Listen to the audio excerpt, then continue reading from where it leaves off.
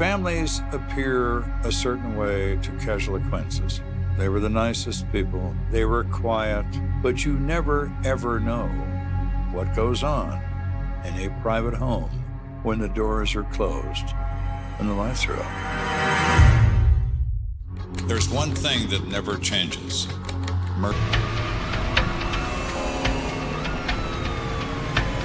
It's a busy summer night for Colorado Springs.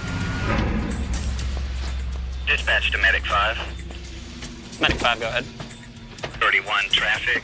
A typical shift at that time was 24 hours. You worked 8 in the morning to 8 the following morning. You could run anywhere from actually 15 to 20 calls. We have a victim that's unresponsive. PD is already on scene. Medic 5 responding. Here we go.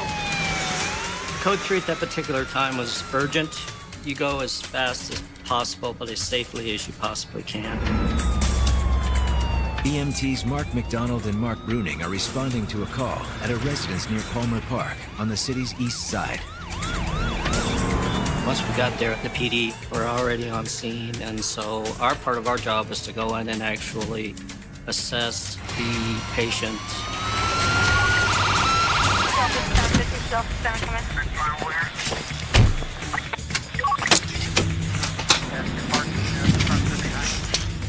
Where's the patient? He's in the master bedroom. All right. It's kind of surreal, to tell you the truth, because you're thrown immediately into this chaotic scene.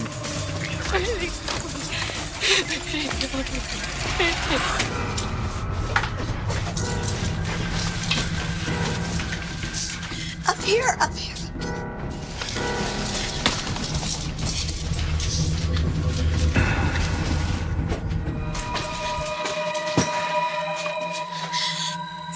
Get the heart rate monitor on him.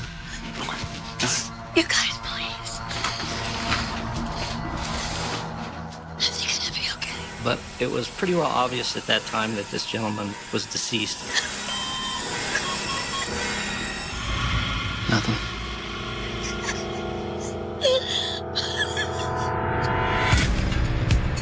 Several miles away, Sergeant Joe Kenda is already waist deep in an unrelated investigation. Did the suspect make a statement? No, not yet. But he had a bloody knife on him. I think it's a murder weapon. It's after 2 o'clock in the morning, and I'm at the scene of a homicide. Crime never sleeps, crime never takes a day off, and everybody seems to like the cover of darkness. The coroner's on his way. Oh, great. Dispatch to 4 Paul 1. Maintain back in the car. Go for 4 Paul 1. We have a report of a shooting near Palmer Park. First responders are saying they believe it's self-inflicted. The initial report was this is probably a suicide, and I decided to remain at my current crime scene and send one of my detectives and report back to me. Within the hour, Kenda detectives to the residence near Palmer Park. Good evening, Detective. Hey, what do we got here? 39-year-old male, single gunshot wound to the head. Appears to be self-inflicted. They had identified him as an individual named Charlie Tuttle, who actually worked for the city of Colorado Springs in the electric division. Before I met Charlie, he was a staff sergeant in the Air Force, and he worked in electronics, repairing and calibrating flight simulators. He was always perceived as a very honest and trustworthy person. Looks like the wife, stepdaughter, and a neighbor discovered him in the bedroom. We cut the neighbors loose. He didn't know anything. Okay. Now where's the body? Upstairs in the bedroom. Lead the way.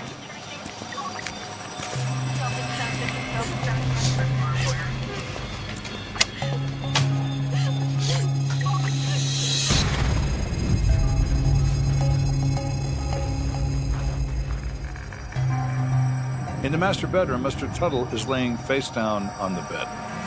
The family found him like this? Yes, sir.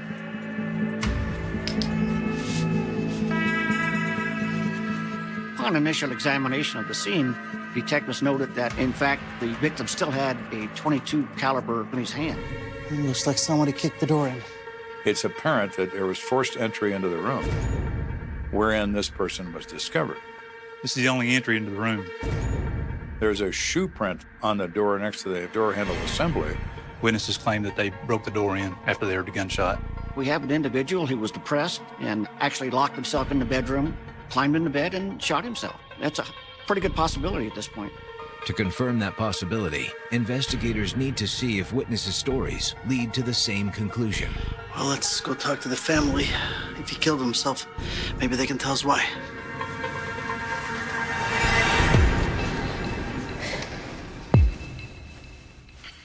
They then speak to the wife of the victim, whose name is Jackie Tuttle. She's 42 years of age. Mrs. Tuttle, I'm so sorry for your loss. Do you mind answering a few questions? Jackie is kind of quiet, soft-spoken. She worked for a real estate company, and she had been married to Charles for about 14 years. He was actually her second husband. Do you and Charlie have any kids together? No. I have 2 grown children from my first marriage. My older daughter, Jennifer, she lives back in Texas with her father. And Sarah, she lives here with us, and she was here tonight. So how was class today? Okay.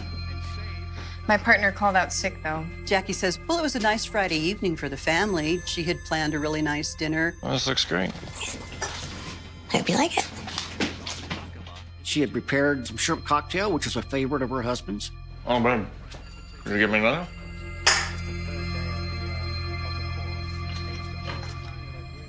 This is good. Here, darling. No, I don't think so. I'll be fine. She says the evening progressed in a normal manner, except for the fact that Charlie was drinking heavily during dinner.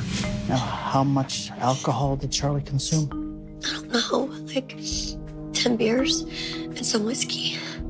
Jackie reports to the officers that her husband seemed to be very distressed after dinner and continued to drink and said he was going to bed. So around midnight, Sarah and I went down and put a movie in downstairs. That's when we heard the gunshot.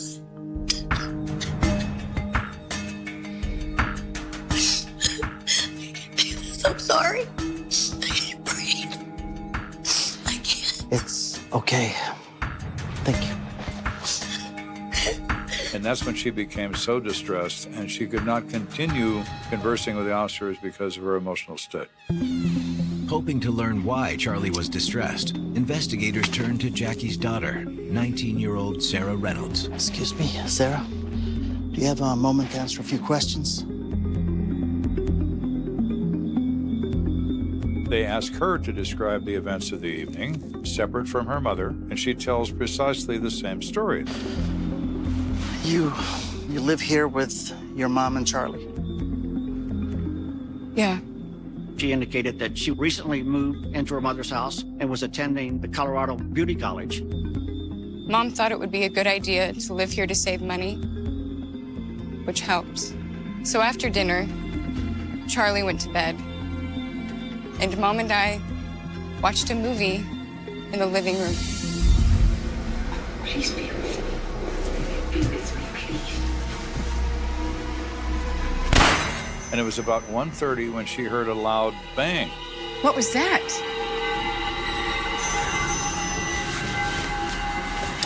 Charlie! We went upstairs, but his door was locked. We tried to force the door to open, but it wouldn't budge. And her mother said, go get the neighbor, he can help us. And she did that. The neighbor came over and kicked the door in, and that's when we found him on the bed. I know this is difficult, Sarah, but can you think of any reason that Charlie may have wanted to end his life? Yeah. He was just so different since the accident. About a year earlier, he'd been in a very serious car accident. Come here, honey. Come here, let me help you. Please, here, let's get this out of the way. He was struck from behind by another car. It injured Charlie's neck and caused him pain in his neck and upper back. His personality changed after that. He was so down about everything, constantly called out of work. He became more depressed. He drank more. Now, all of that put together certainly sounds like someone who may be willing to end their days. After dinner, he was complaining that his neck hurt Maybe he just had enough of the pain, you know? Yeah. Once again, I'm truly sorry for your loss. Hours later, Sergeant Kenda requests a status report on Charlie Tuttle's case. We found it odd that he shot himself in the back of the head, but all of the evidence that we found at the scene is consistent with suicide. So what's the coroner think? Oh, here's the report. By law, the coroner determines the method of death and the manner. Okay, thank you. The coroner's office is fully informed of the details about Charlie's recent history and his motor vehicle accident and his depression, and the coroner rules it as a suicide, and the matter is closed, or so everyone thought. 6 months later, an unexpected visitor shows up at CSPD. Sarah Reynolds? All right, have a seat. Someone will be with you in just a moment. Thank you. When someone comes into police headquarters and asks to speak to someone in homicide, they are directed to a supervisor, which in that case was me. Hi, I'm Sergeant Kenda. Is there something I can help you with? She had a pretty forlorn look on her face and was somewhat quiet. The body language suggests that maybe she just wants to leave and is sorry she came in here. It's all right. Anything you need to tell us, it'll be okay. Well, my stepfather, Charlie Tuttle, he died 6 months ago in our house. Okay. And she looked at me and she said, well, I told a story to the policeman about how my stepdad killed himself. But I was lying. Oh, my. Well, this is getting interesting.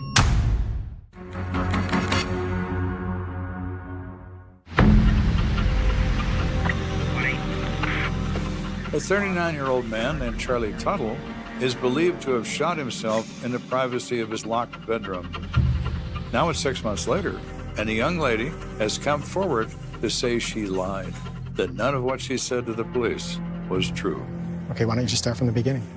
So, the night he died, I helped my mom make dinner.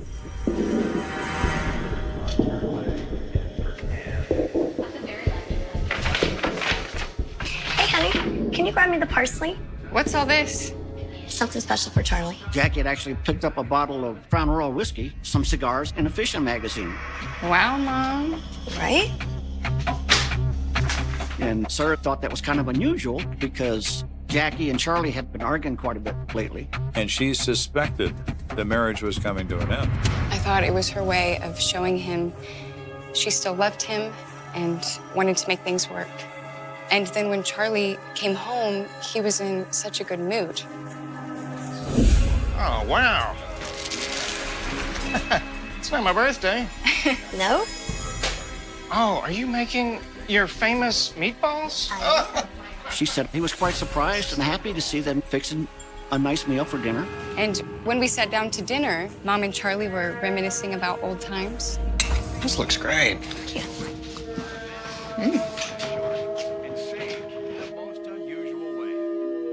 Oh. Yeah, does the sauce taste funny to you? No, I think it's fine. I think the horseradish went bad. Yeesh. He didn't care for the shrimp cocktail, but he certainly ate everything else and drank his beer as he normally did. Could you pass me that garlic bread, please?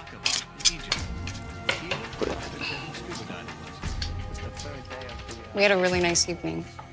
And then Mom wanted to watch a movie. But Charlie said he's going to bed to read his fishing mag. Do you remember what time that was? No, I just remember the movie started and I must have totally passed out. And that struck me. I passed out? Why did you pass out? Were you drinking? No, I just remember feeling so tired all of a sudden. I couldn't keep my eyes open. And then I woke up around 1:30. The house was quiet. The movie was on pause. Her mother, Jackie, wasn't there, and so she's sitting there on the couch. And she heard this loud boom from upstairs.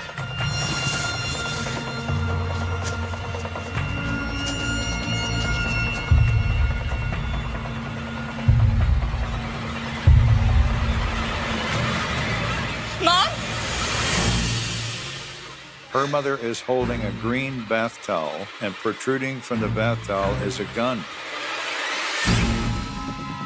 Honey, I need you to stay calm, okay?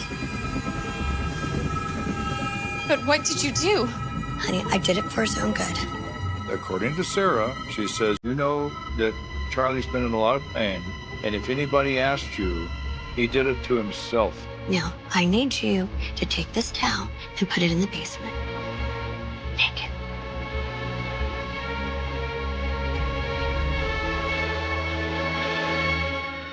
And she puts the gun on the bed next to Charlie's hand, and then walks out and locks the door behind them and says, now go get the neighbor to force the door open. So I listened to Sarah's story, and I said, well, Sarah, I must ask you the obvious question. All right, but this was 6 months ago. Why you just bring it to us now? Because I was scared. My mom threatened to kill me if I said anything. But she told him that I'm coming in to tell the truth because I have so much guilt. That lock was brand new. Sarah says that her mother had installed a lock on the bedroom door 2 days earlier, and she asked Charlie to install it for her. I overheard her tell Charlie it was to keep me out of that room. Why was that? She told him it was to stop me from stealing from them. But I think she was planning to kill him the whole time. I can't sleep. I have nightmares about it. Do you have any idea why your mother wanted to kill Charlie? Yeah, she's greedy. She said he had a $49,000 insurance policy, and she wanted that money. And she got it too. Perhaps in her mother's mind, she had 49,000 reasons to kill Charlie. So, you're going to reopen his case? We're definitely going to look into it and keep in touch. I appreciate you coming in. Thank you. You must take people seriously when they tell you a story. Do you trust what they say? Of course not. Let's explore your story. So my first step is to go to the coroner's office. I inform the coroner of the new development, and the coroner agrees to review the report. So I looked over all the reports again. This is extremely unusual. Indeed. So what do you think? Well, I did notice one thing. The witnesses claimed that Mr. Tuttle had been drinking heavily, but that's not what we're seeing in his toxicology results. The blood alcohol content of Charlie was 0.01. That is not even legally impaired, let alone drunk. That is strange. Well, after looking through everything, are you still confident it's a suicide? You know, there's nothing in the report that contradicts suicide, but it is odd that he shot himself in the back of the head. Yeah, it's very uncommon. And I vaguely remember there was something else I found fishy, but that was like 40 autopsies ago. I don't remember now. I'll read through my notes again and see if I can figure out what it is. I appreciate it. Thanks, Doc. With the coroner's report inconclusive, Kenda's gut tells him to keep digging. Mr. Witt, I'm Sergeant Kenda. Thanks for meeting me. Glad to help however I can.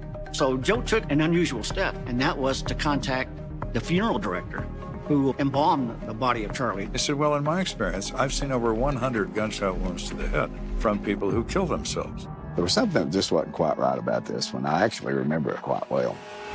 If you put a gun to your head, it is extremely difficult to get a 90-degree contact. You're up, you're down, you're this way, that way, left and right. The result is the entrance wound itself is not round. It's shaped differently. And when I looked at the hole on the inside of the skull, it was much larger, but still symmetrical. Most of the time, you don't get a perfect 90-degree angle. He said at that point in time, I was suspicious that this was in fact not a suicide, but he went on with the embalming anyway. There's not much that surprises me in this business, but this one did. Well, thank you. You've been very helpful. So this evidence is adding up nicely to murder and not suicide. And with that, we decided to reopen the case. Kenda and his team start by tracking down Charlie Tuttle's widow at her new home. So we want to go see Jackie now because I've got a lot more information other than just Sarah's allegations. I know the physical evidence says that Charlie didn't shoot himself. Do you guys take anything in your coffee? No, just black, thank you. I wouldn't mind some sugar if that's okay. Sure. The first thing we noticed is very sparse. Very little furniture, very neat, very clean. Where are all the family photos?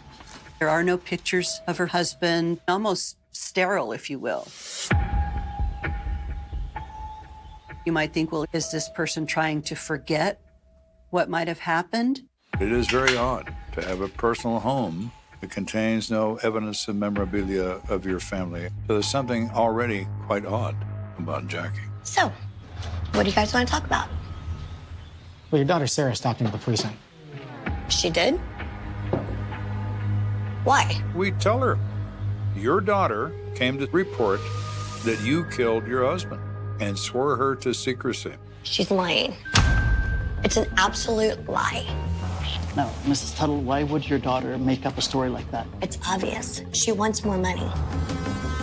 And we looked at her and we said, excuse me, what do you mean by more money?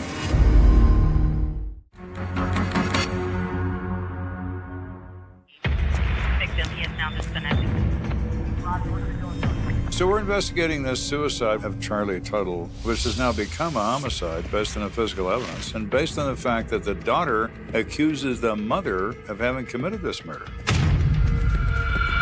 And Jackie tells Joe, oh, she's lying. She only wants more money. Well, more money, what does that mean? I guess the trouble started with Sarah when Charlie passed away. She said there was a life insurance policy that was worth $49,000. I received the $49,000.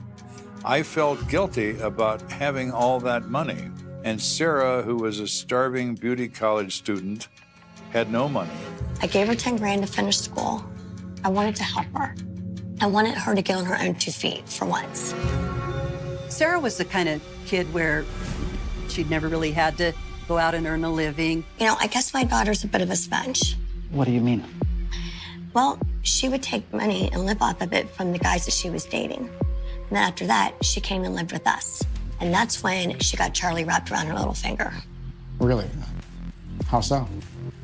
She reports that a year ago, she broke up with a boyfriend in Texas and was so distressed, she called her mother, Jackie, and said, can I please come and live with you? And when she moved in, Charlie would always give her money for different things that she needed. Charles was the kind of guy that whatever Sarah wanted, he'd get for her, even bought her a new car. Now he's gone, and here we are. So what's all this have to do with Sarah saying you killed your husband? Like I said, she wanted more of Charlie's insurance money. Jackie tells Joe that she burns through that $10,000 just in a few months, and she's already back asking for more with her hand out. So she was threatening for the money? No, she wasn't threatening. She was just asking weird questions about the insurance policy. Like what? She said, Sarah's been talking a lot about the insurance and who the beneficiary actually was, and Jackie felt that that was somewhat suspicious. She says, I'm sure that Sarah believes if I get arrested for this and I go to prison, she'll wind up with the rest of the money. While Kenda knows that life insurance payouts don't work that way, it's entirely possible that Sarah doesn't. Well, thank you for talking to us, and thanks for the coffee. Sure. You know, I hope this gets sorted out quickly, and I'm really sorry my daughter dragged you into this. We'll let ourselves out. We decide we're leaving. We have no intention of arresting Jackie at this point. Well, that was interesting. It sure was. And all the way back to the car looking at each other, like, how did we get involved in this? Hey, when you get time, can you look into Tuttle's insurance policy? Yeah, we'll do. In the meantime, I'm gonna find out more about Jackie and Sarah. Good idea. I mean, even if Sarah is as greedy as Jackie says, would she really do that to her mom? Right. It's incredible that you find a family like this in a situation like this 6 months after the event. So how do you decide that the daughter is so vindictive and so evil that she will try to put her mother in prison over something her mother didn't do? How does that work? Well, I don't know, because I'm not crazy.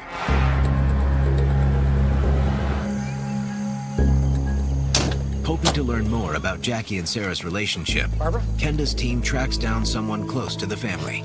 We discover a mutual friend whose name is Barbara Levitt. I'm Detective Kenda. What can I do for you, Detective? So you're friends with Jackie Tuttle? Yeah, I know Jackie. I've known her since 11th grade. Back when we lived in Texas. Almost 25 years. I didn't think I was that old. I'm sure flies, don't it? Do you know her daughters? Oh, yeah, I've known Jennifer and Sarah since they were born. So we have not just a friend, but a really good friend who should have some insight into these people. So what can you tell us about Jackie and Charlie's relationship?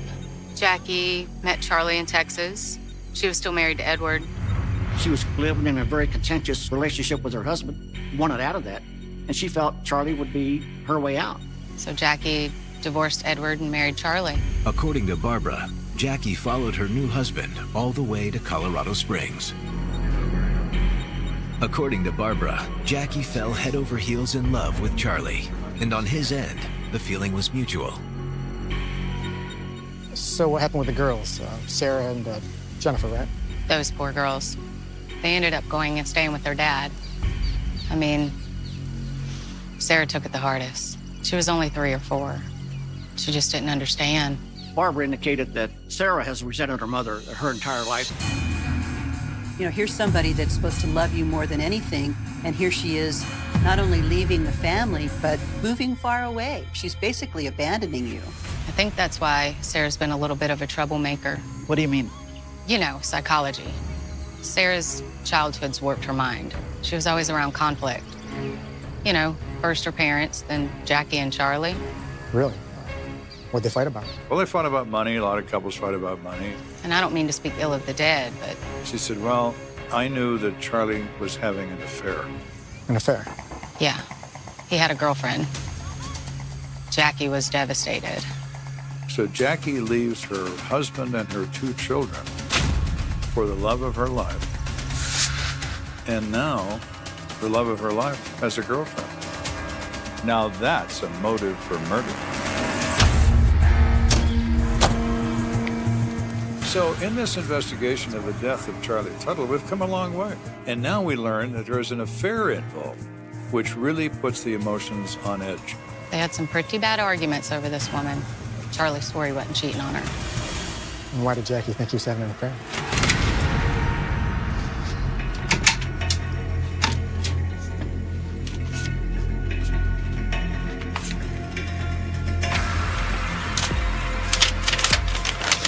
What? She says that she had found some notes between Charlie and this woman called Betsy. And so Jackie was convinced that he was going to leave her for Betsy. Is this something that could push somebody over their edge to commit murder? You bet it is. While Jackie may have had a motive for murder, countering that is the fact that Charlie had a motive for suicide, according to Jackie. We've got to find somebody else now that may know about that. And we determined that Charlie had a best friend, and we want to know what that friend knows about the affair. Excuse me, Hugh Hines? Yes, sir. I'm Sergeant Kenda. We talked on the phone. Do you mind if I ask you a few questions? Yeah, sure. Go ahead. Charlie and I worked together for nearly 7 years at the power station. He was an excellent mentor to me. Can you tell me about Charlie? He was very generous, very outgoing, real outdoorsman. His passion was fishing. He really studied the subject, and he was very good at it. I also heard he was in a bad accident. Was he depressed about that? No, I don't think so. He's depressed about his marriage. We were close enough where we shared very personal information, and so I know that Jackie and Charlie were having difficulties in their relationship. Hey, buddy. Hey. How's it going?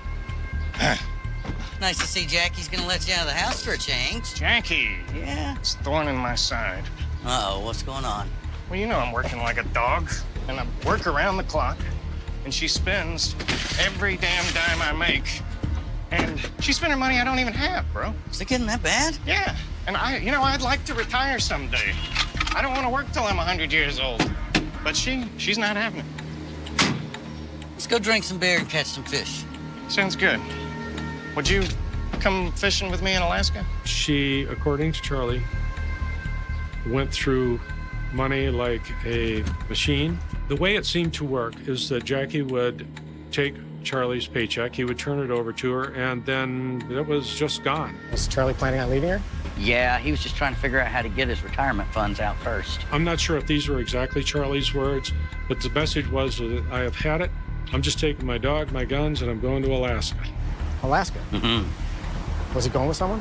No, Charlie just wanted to be alone. We say, well, Hugh, we hear a story that maybe Charlie was having an affair with some woman named Betsy. No way, man. He wasn't having an affair with Betsy. Charlie and Betsy were friends. There was certainly no sexual relationship. Charlie never did anything except work and fish. He said Betsy was married. She lived in another state, and Charlie would often call her and talk to her. But Jackie knew about her and was very jealous about her. Charlie, as a matter of fact, had told Jackie that he was just fed up with her and he was going to move out and divorce her. It was just because he wanted away from Jackie. Well, I appreciate the help. Absolutely. So what do we do now?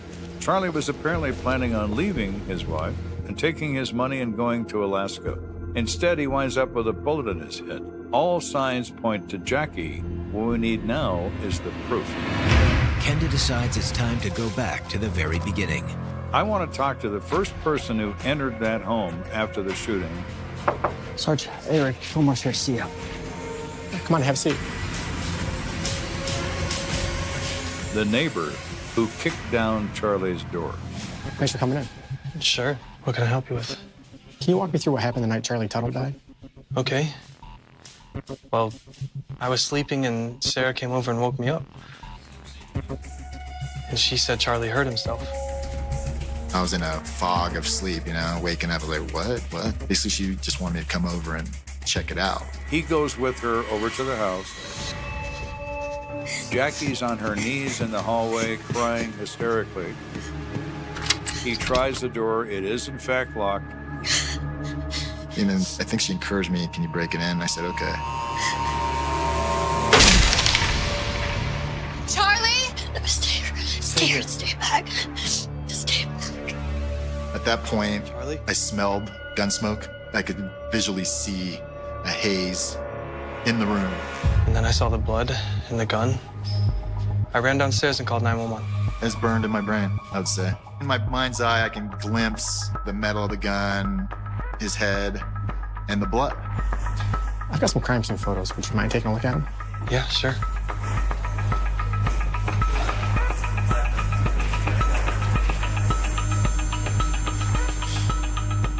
No, this is not what I saw. That's not the way I found it. It was different in the photo than how I came upon the scene. I entered the bedroom. You could tell that there was somebody in the bed. Charlie. But the comforter was pulled all the way up. Charlie. Now, if you're going to shoot yourself, would you hide under a blanket to do it? No. But if you kill somebody and you don't want to look at them when they're dead and feel the guilt, you cover them up. Well, my. That's important. Even with Eric Fillmore's statement, Kenda's case against Jackie Tuttle is weak.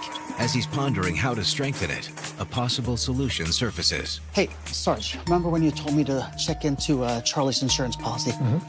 You're gonna like this. He confirmed that Jackie did receive $49,000 from the insurance company, paid her daughter Sarah $10,000, and they have bank deposits into Sarah's account of 10 grand. Okay, but Jackie already told us that. Yeah, but you know what's strange is her other daughter, Jennifer, didn't get a penny. And why would the mother give money to one daughter, not the other? Were you buying her silence for your $10,000 investment? That's a reasonable conclusion. Do we know where Sarah currently lives? Yeah, I'll get your address. Thanks. So we go to find her, and we find that she's living with her grandmother, Debbie. Thank you. Can I get you anything else? No, thank you. So, Sarah, the one thing that's been bothering us is why would your mother give you money from the life insurance and not your sister? And Sarah was dumbstruck that we knew that. She just looked at us. She had nothing to say. Nothing. I think it was to keep Sarah's mouth shut. Grammy. What do you mean with that? Debbie went on to say that the day before the shooting took place, she had gotten a phone call from Jackie. Hello? Hey, Mom. Are you busy? No, I just got home from work. What's going on? Debbie is a nurse, and her daughter Jackie wanted to know if she combined a sleeping agent called Restoril with alcohol, would that make somebody really sleepy? Would it make them fall very, very soundly asleep? Oh. Yeah, but you really shouldn't mix those. Why are you asking? I'm just curious. Actually, Mom, I'm sorry, I gotta go. There's someone at the door. Okay, I'll talk to you later. It was a very, very odd phone call. And when she made that comment to me, I'm thinking back to the story about the family dinner. I just remember feeling so tired all of a sudden. I couldn't keep my eyes open. That Charlie didn't eat the cocktail sauce because he thought it tasted funny. Unusual way. Does Jackie have access to that drug? Charlie's doctor prescribed it for him after his car accident to help him fall asleep easier. Jackie, you thought you were going to walk, but you're not. Because we're going to walk over to your house and take you to jail. After this long, prolonged investigation, all the information we have learned adds up circumstantially to the guilt of Jackie Tuttle. We're going to place her in custody for the death of her husband. Over the next couple hours, Kenda and his team hit the streets.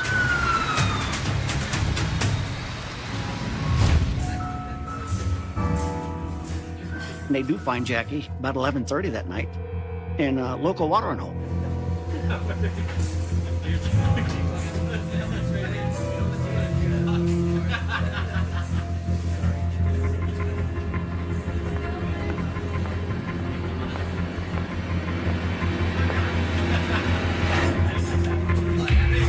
What are you guys doing here? Jackie, I have a warrant for your arrest for the murder of Charles Tuttle. You can't be serious. Cuff her. Come with me. Sarah is lying. She just wants the money. And I looked at her and I said, well, Jackie, you have a problem. Well, she wasn't the only one telling us that. But I didn't do it. That's not what the evidence says. So we're going to take you in front of a jury of your peers and let them decide about your future. Come with us. And Jackie got real silent and looked at Joe and said, I want a lawyer. She was then taken into custody, taken into county jail and booked. Even without a confession, Kenda believes he knows what transpired. In my opinion, based on what I've learned, I think that Jackie knew her husband was going to leave her. And so Jackie might be thinking, if Charlie's going to leave me high and dry, how am I going to survive on my part-time salary? And who's going to take care of me in my retirement? Kenda theorizes that at that point, Jackie hatched a plan to stage her husband's suicide and collect a 5-figure insurance payout. She had a lock installed in that bedroom door 2 days before the death.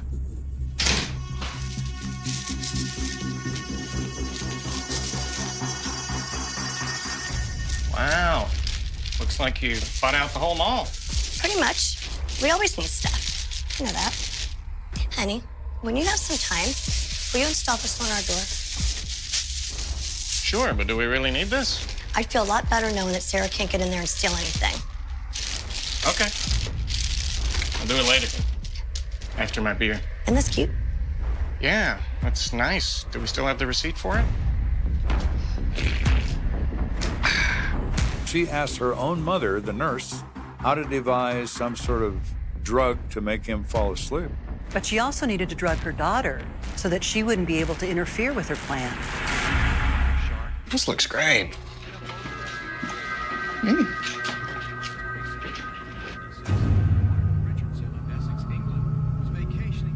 Huh. I think the horseradish went bad. So she served the restaurant his favorite food, shrimp cocktail. But she didn't realize the drug would leave a weird taste in the sauce. And Charlie didn't eat anything that contained the drug, and that's why his toxicology screens came back negative. However, Sarah finished her portion, and when she passed out on the couch, Jackie decided it was now or never.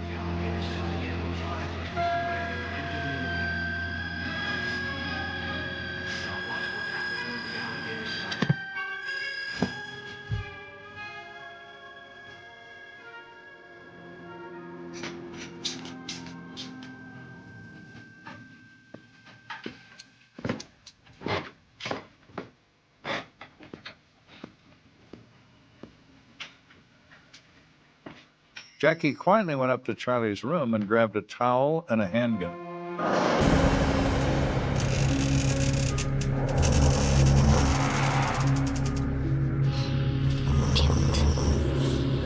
To her dismay, Jackie sees that Charlie has fallen asleep on his stomach and realizes it will be suspicious if he shoots himself in the back of the head.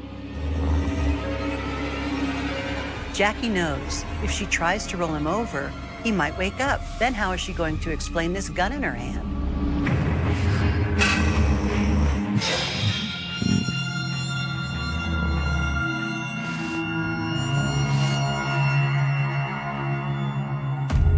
And she realizes there is no turning back. And she points the gun at his head.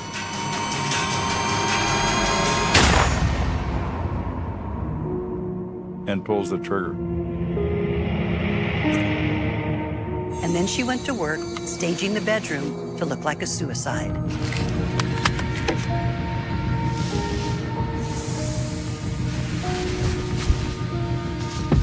Everything about this crime scene, it's not a spontaneous thing. She thought about it and carried it out. Jackie Tuttle is charged with first-degree murder. Her daughter, Sarah Reynolds, is not charged with any crime. Unfortunately, you never can predict what's going to happen during the trial. And Jackie's mother took the stand and recanted a lot of the information that she had given before. In the court, you need proof beyond a reasonable doubt. So now the jury is left with making a decision. Who's lying? Everybody's lying. And they found Jackie not guilty of first-degree murder. Charlie went to his grave, and nobody paid the price. It's the reality of the court system. You're innocent until you're proven guilty. In my opinion, I don't believe Charlie killed himself. I think it was a wrong decision on their part. I think she got away with killing Charlie. It's just interesting how somebody... The summer of 1985 was sweltering in Lubbock, Texas. It was the kind of heat that could melt the asphalt on the streets, the kind of heat that would make anyone want to stay inside, behind closed doors, with the air conditioning turned up high. But for Emily Foster, it wasn't the heat that would claim her life. It was the inexplicable, the unknown, the sinister shadow that loomed over her small, quiet world. Emily had always been the type of person who drew others in with her infectious laugh, her easy smile, and the way she could make anyone feel like the center of the universe. At 23 years old, she was full of life, full of promise. But on the night she disappeared, she wasn't laughing, wasn't smiling. There were no promises, no future. There was just a wide-open sky, a lonely street, and a vanishing. And a casa. The last time anyone had seen her, she was walking out of a friend's house just outside of town. The evening had started like any other. She'd gone out to dinner, had a drink with friends, and everything seemed perfectly normal. She had a plan to go home, to pack for a trip to Dallas the next day. But she never made it. No one knew where she had gone after that. The next morning, her car was found, parked on a dirt road just outside of Lubbock. The door was left open, and her purse, still sitting on the passenger seat, was untouched. No sign of struggle, no indication that she'd been forced to leave. Just an eerie emptiness, the kind of emptiness that haunts you long after the sun goes down. Her family, her mother, father, and younger brother, were frantic. They searched every corner of the small town, knocking on doors, asking questions, speaking to anyone who might know anything. But no one did. The town, the people, all claimed to know nothing. The police scoured the area for weeks, pulling up every rock, looking in every possible place for any sign of her. But nothing. Emily had simply vanished. Months went by, then years, and with every passing day, the hope of finding Emily alive grew smaller and smaller. Her case, like so many others before hers, became just another cold case. The investigation stalled, and the trail of leads dried up. It wasn't long before the posters on the telephone poles began to fade, the edges curling with time, the photos growing more and more distant. Emily Foster was lost. She was a memory, a name, a face on a faded flyer. Her family never stopped searching, though. They never gave up hope, even when the world around them had long since moved on. They held vigils, they kept her memory alive, but deep down, they knew the chances of finding her were slim to none. The pain was constant, but the questions were louder. What had happened to Emily? Who had taken her? And why? Fast forward to 2017, 32 years after Emily Foster's disappearance, and something strange happened. The case that had been sitting cold for decades was suddenly back in the spotlight. It started with a tip, a piece of information that had been buried in the shadows, a single photograph. No one knows exactly where it came from, but it showed a man, David Hendricks, the name everyone had forgotten, the face everyone had tried to erase from their minds.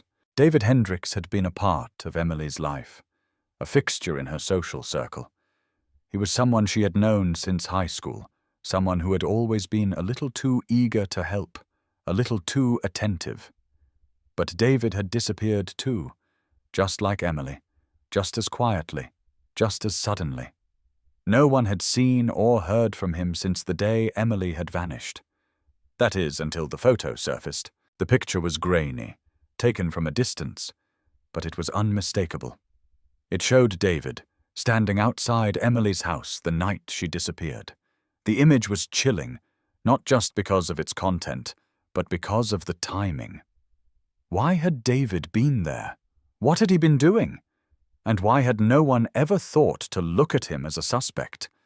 Was it just a coincidence, or was there something more to it? The questions piled up, one on top of another, and suddenly the cold case that had remained unsolved for more than 3 decades was breathing once again. Detectives in Lubbock, shocked by the new lead, quickly reopened the investigation. They tracked down the photograph, consulted with forensic experts, and confirmed the identity of the man in the picture. It was David Hendricks, unmistakably. And that's when the real work began.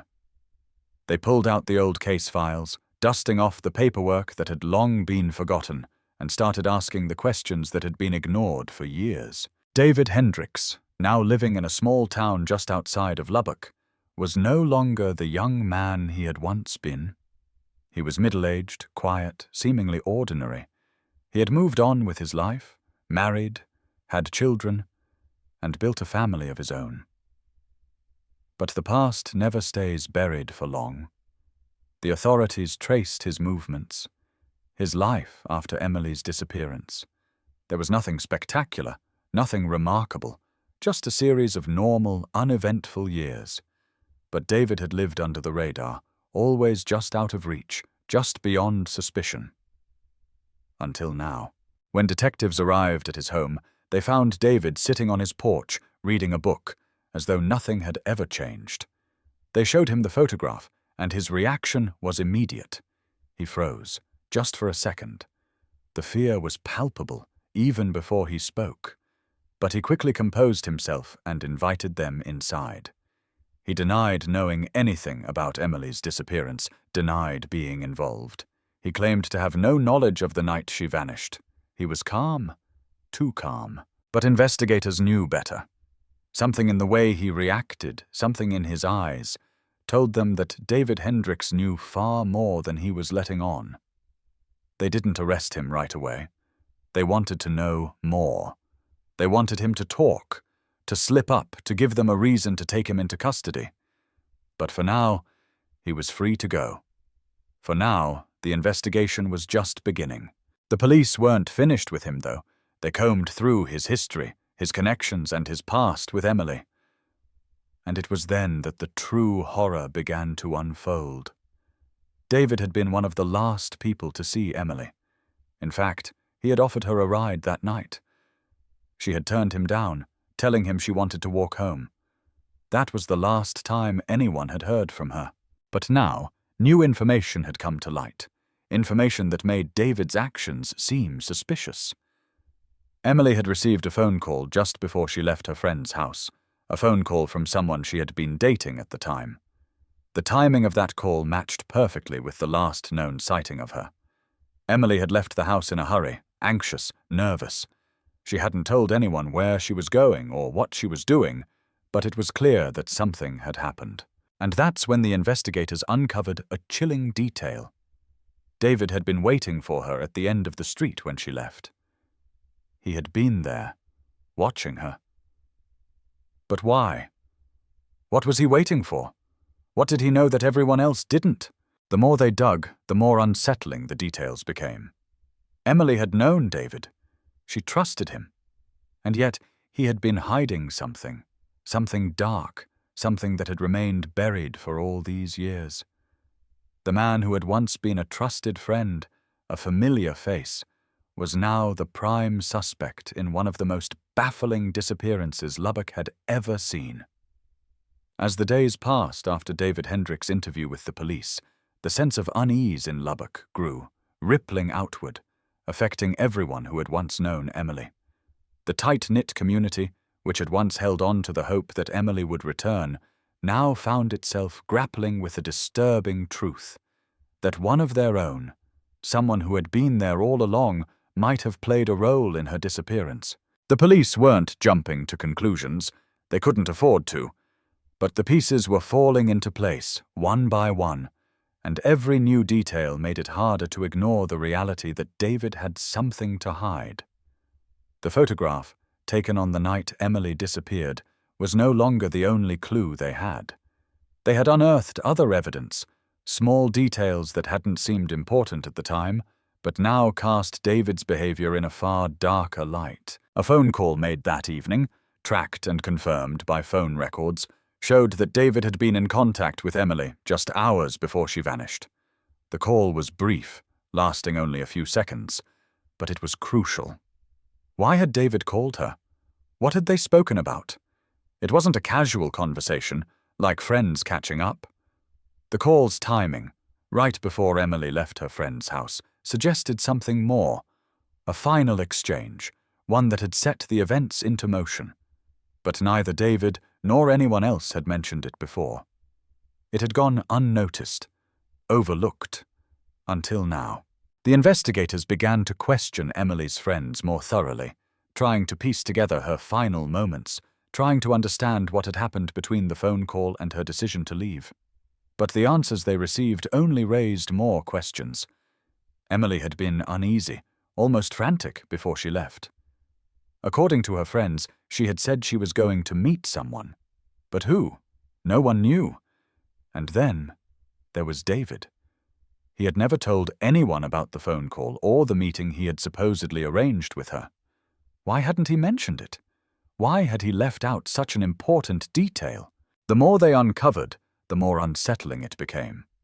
The community, which had once viewed David as an unassuming man, a friend of Emily's, began to see him in a different light. He was now a person of interest, a suspect, and the longer the investigation dragged on, the more the community began to question everything they had known. How many people had crossed paths with Emily that night? How many had seen her leaving, walking alone down the street? And was David, the man who had called her, the one person who had the power to make her disappear? David, on the other hand, remained calm, collected, even when the police returned for a second round of questioning. He had nothing to hide, he insisted. He wasn't involved. He had simply been a friend, someone who had cared for Emily. Yet there was something in his voice, something in the way he spoke, that made the detectives suspicious. They noticed how his answers seemed rehearsed, how his story never quite lined up with the facts. The more they dug, the more they realized that David had been hiding in plain sight. For years, he had lived just miles away from the town where Emily had disappeared, never drawing attention to himself, blending into the background. He had built a family, raised children, all while keeping the darkest secret of his life buried deep inside.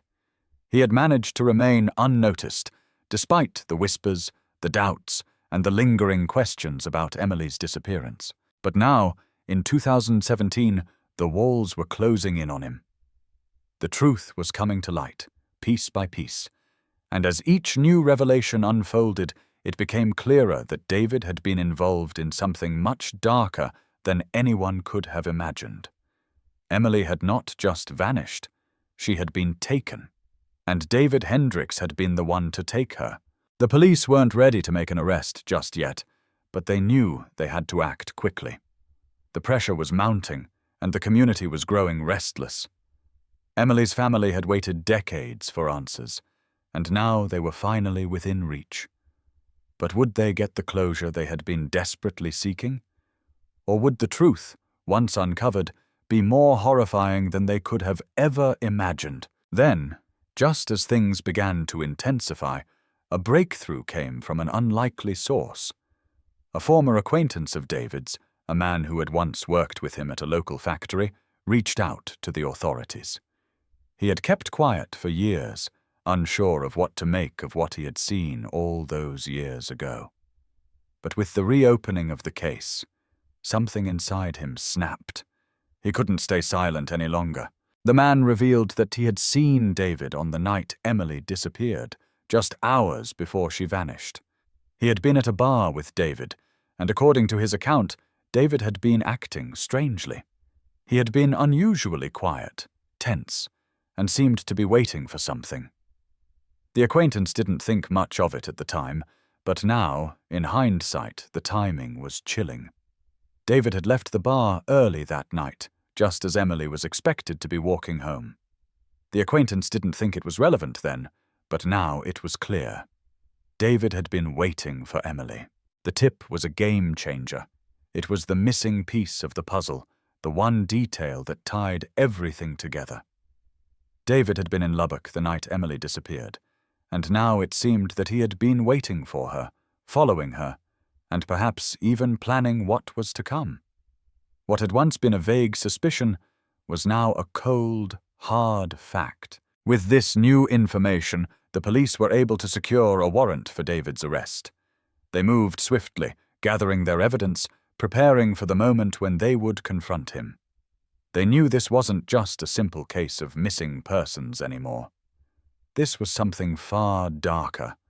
David had been hiding the truth for decades, and now it was time for him to face the consequences.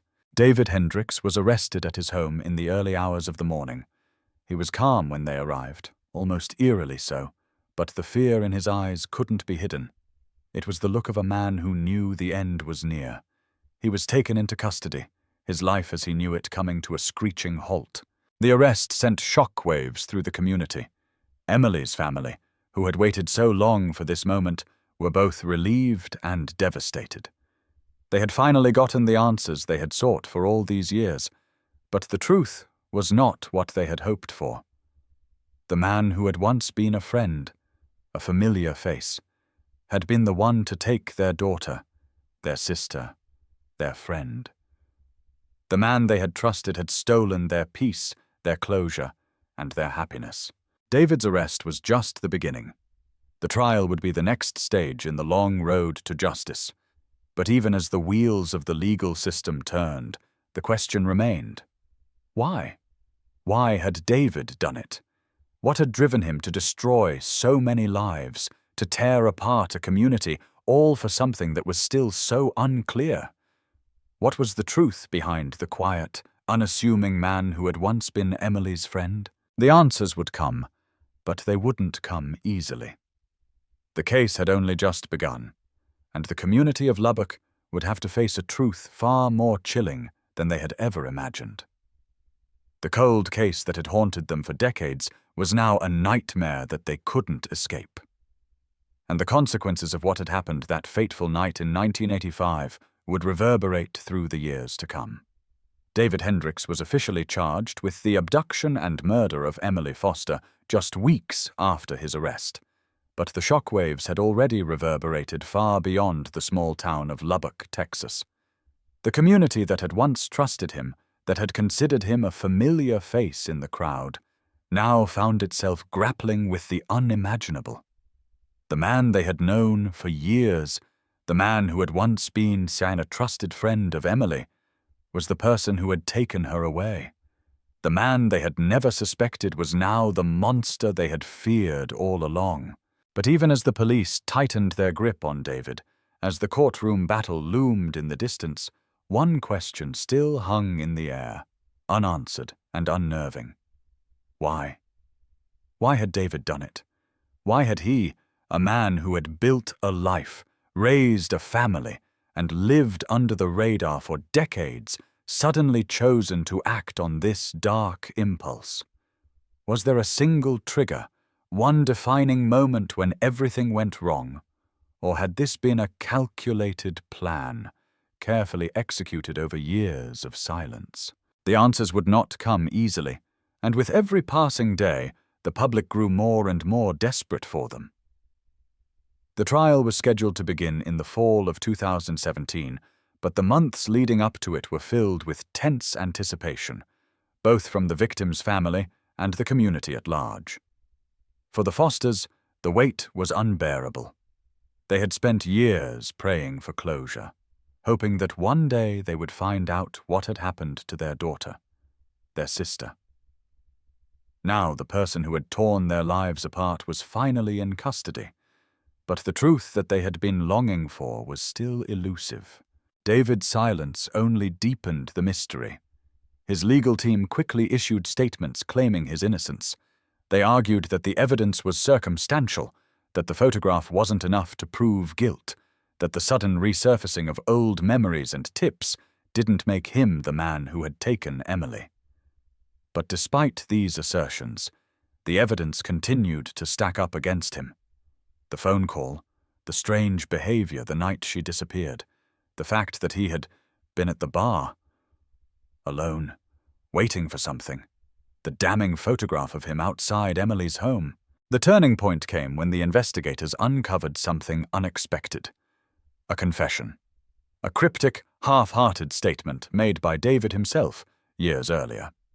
It had come during a conversation with a friend who had since come forward. David, in what seemed like an offhand comment, had admitted something that now sent chills down everyone's spine. He had said, "I should have helped her. I should have made her stay. She wouldn't have ended up the way she did." The statement seemed insignificant at the time, just a fleeting remark made by a man who had been drinking, talking about a past long gone. But now, it was everything. Those words spoke volumes. They implied guilt. They suggested that David knew exactly what had happened to Emily, that he understood the outcome of his actions far more clearly than anyone had ever known. David's lawyer tried to downplay the confession, suggesting it was a poorly chosen comment made in a moment of drunken nostalgia, but the damage was done. The Foster family, the community, and the prosecution all seized upon those words. They were the missing link, the final piece of the puzzle that tied everything together. As the trial drew nearer, more information came to light. The investigators dug deeper into David's past, unearthing details that had been long buried, forgotten in the wake of Emily's disappearance. It was discovered that David had been living with a deep, dark obsession for years, one that no one had known about. He had harbored feelings for Emily, feelings that had festered and grown over time. In the months leading up to her disappearance, David had become fixated on her. He had watched her from a distance, tracked her movements, and kept tabs on her life in a way that bordered on unhealthy. It was a level of obsession that no one had recognized, not even Emily's closest friends. David had been there when she needed someone, but his help had always been tinged with something else. He had never been content with just being a friend. He had wanted more. And when Emily began to distance herself from him, when she started to move on with her life and her relationships, David's feelings of rejection grew. It was in those moments, when he felt shut out, that his obsession began to take a dangerous turn. The night Emily disappeared was not a spur-of-the-moment decision for David. It was the culmination of months, perhaps years, of tension, of repressed emotions that he could no longer control. His desire to possess her, to have her in his life by any means necessary, led him down a path of darkness from which there was no return. The night she walked out of her friend's house alone, that was when David made his move. He knew she would be walking down that street. He knew she would be alone. He had planned it, waiting for the right moment to strike. He had offered her a ride, an innocent gesture on the surface, but in truth, it was a ploy to get her to trust him again, to get her alone. When she had refused, when she had insisted on walking home, he had followed her. He had followed her through the quiet streets of Lubbock, through the empty spaces of her life, until she was no longer there to stop him. The investigation uncovered one of the most chilling facts of all. David had taken Emily to a remote part of the town, a place no one ever went, a place that would soon become the final resting place of her life. The authorities discovered evidence that suggested Emily had fought back, had tried to escape. But David had overpowered her, and in the end, her life was snuffed out in the most tragic and brutal of ways. And yet, despite everything they had uncovered, despite the chilling details that painted a clear picture of what had happened, David Hendricks refused to fully admit to his crime. He maintained his innocence, insisting that it had all been a terrible mistake. But the facts didn't lie. The truth was out there, and it was only a matter of time before the world saw David for what he truly was. A man consumed by obsession. A man who had taken the life of someone who had once been his friend. The trial was intense, the courtroom filled with emotion as the prosecution laid out their case. They painted a clear picture of David as the predator he had become, showing the jury exactly what kind of man they were dealing with. The foster family, who had endured years of pain and uncertainty, sat in the front row, their faces a mixture of grief, anger, and determination.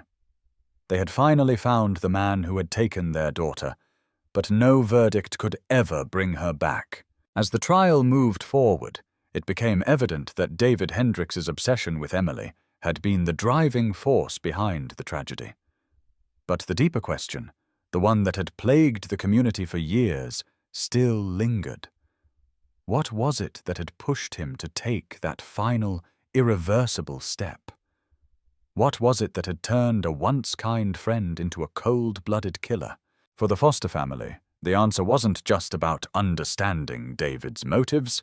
It was about coming to terms with the fact that someone they had trusted, someone they had known for years, had been the one to destroy their world. And no amount of justice, no amount of legal proceedings could ever undo that damage. The case, once a mystery that seemed destined to remain unsolved, was now coming to an end. But for the people of Lubbock, for Emily's family, the real journey was just beginning. The cold case that had haunted them for decades was now a closed chapter in their lives. But the scars it left would never fully heal. The courtroom was packed when the trial of David Hendricks began, the air thick with tension. Lubbock had never seen anything like this. The case that had haunted their town for over 3 decades was now at the center of a public spectacle. The Fosters, who had lived with the pain of Emily's disappearance for so long, now sat at the edge of their seats, waiting for the moment when they would finally hear the full truth. David Hendricks sat at the defendant's table, calm, almost unnervingly so. His face was a mask of composure, but his eyes were something else entirely, flickering with something unreadable, something dark. He had long since stopped trying to appear sympathetic. He didn't need to. He had done what he'd set out to do. He had hidden his secret for years, evaded suspicion, and now, even in the face of overwhelming evidence, he maintained his silence. He would not admit to what he had done. He wouldn't face the truth. The prosecution, led by an experienced and determined district attorney, painted a vivid picture of David's obsession with Emily. They detailed his growing fixation, the subtle signs that only became evident in hindsight, the unrequested help, the constant presence, the underlying possessiveness masked as friendship. The trial revealed how David had become consumed with jealousy and desire, how his feelings had shifted from friendship to something more sinister, more controlling. Emily, the life of every party, the bright, hopeful woman with so much ahead of her, had been the object of David's unrequited love. But in the end, she had chosen someone else. And David, unable to accept the rejection, had made sure Emily would never be able to walk away from him again. Witnesses took the stand, and each testimony added another layer to the disturbing narrative. Emily's friends spoke of the times she had mentioned David's unsettling behavior, how she had grown increasingly uncomfortable with his attention. One friend recalled a conversation just a week before Emily disappeared, where she had confided in her, saying, "I don't know how to shake him off. He just won't let go." Another friend revealed that Emily had received a strange call from David the evening before she vanished, a call that had left her uneasy. But the most chilling testimony came from the former acquaintance who had seen David at the bar that night. He explained how David had acted strange, how he had seemed to be waiting for something, how he had left the bar just moments before Emily was last seen. The most damning evidence came from the forensic experts who had examined the crime scene. They found traces of Emily's blood in a remote area on the outskirts of town, a place no one had ever suspected. It was here, in this desolate spot, that David had taken her. Here, where the investigation had stalled for so long, where no one had dared to look. The blood, the fibers, the DNA, it all pointed to one undeniable conclusion. David Hendricks had been the one to end Emily's life. But David refused to break. He sat through each day of the trial, his expression unreadable, his posture rigid. There were no tears, no apologies, not even a hint of remorse. He sat like a stone, refusing to acknowledge the pain he had caused, the lives he had destroyed. For him, the trial was just a necessary formality, a test of his endurance, of his ability to weather the storm. But the storm was coming, and it was relentless. The defense, led by a lawyer who was as calm as David himself, attempted to plant seeds of doubt in the jury's mind. They tried to argue that the evidence wasn't conclusive, that there were gaps in the prosecution's case, that the photograph of David outside Emily's house could have been a coincidence, that the phone call between David and Emily was harmless. They tried to suggest that someone else might have been responsible for Emily's disappearance, but every attempt to shift the blame fell flat. The more they pushed, the more the evidence piled up against David. And with each attempt to downplay his involvement, the reality of his guilt became harder to ignore. The most shocking moment in the trial came when David himself was called to the stand. For the first time, he was forced to confront the truth. His voice was steady, almost too steady, as he recounted his version of the events. He claimed that he had no intention of hurting Emily, that everything had been an accident. He said that when he had offered to drive her home that night, he had only wanted to help. When she had refused, he had been hurt, but he had let her go. But as he spoke, his words grew increasingly hollow, his explanations more implausible. He tried to deny his obsession with Emily, but it was clear to everyone in the room that he was lying. The jury watched in silence, no longer buying his story, no longer swayed by his smooth words. The prosecution's closing argument was powerful and direct.